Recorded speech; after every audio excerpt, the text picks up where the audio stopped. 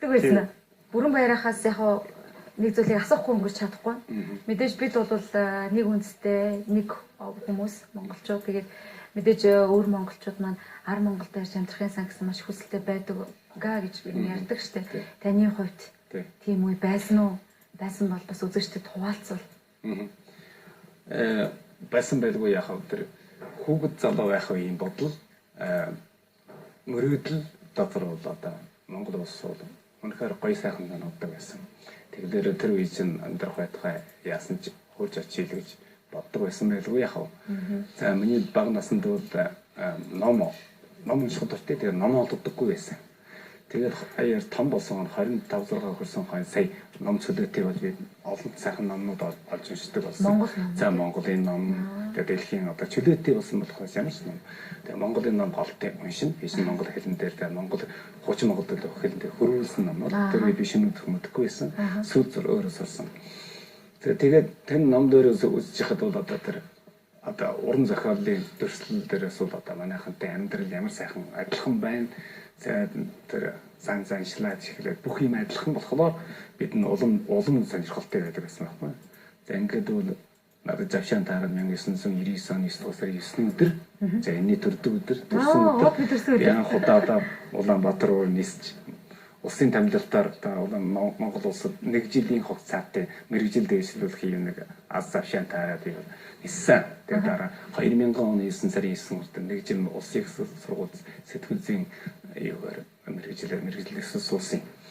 Ингээд нисэж ирээд ингээд харахад тухайн үед би залуу замд насандасаа одоо Монгол улс гэдэг ямар газар байдгийг тухайд зүүдэлж ирсэн байхгүй юу? Өөх бүрстэн Монгол руу явах нь. Тийм.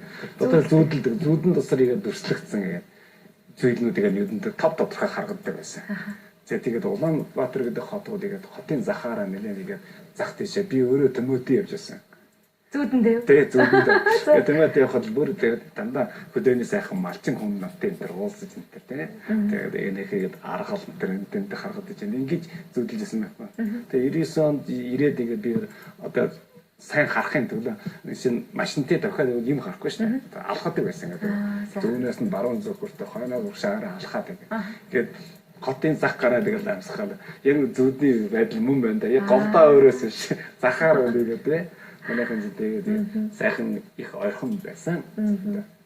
Залуу замд наснд иймэрхүү байсан. Та одоо Кирилл үсгийг шинэ Кирилл үсгийг юу уншиж чадах уу одоо бол? Манай радио Кирилл үсгээр ажилладаг. Оо тийм үү. Тэгэхээр би заавал сурах хэрэгтэй. Заавал сурахаар өгөхөд нэг компьютерээр компьютерээр одоо та бичиж би төрөж очиж хамгийн түргэн бичдэг үсэг шин. Тийм үү Кирилл бичгээ та 10 орны бичээч гээд уудам нормал монголоор бичих.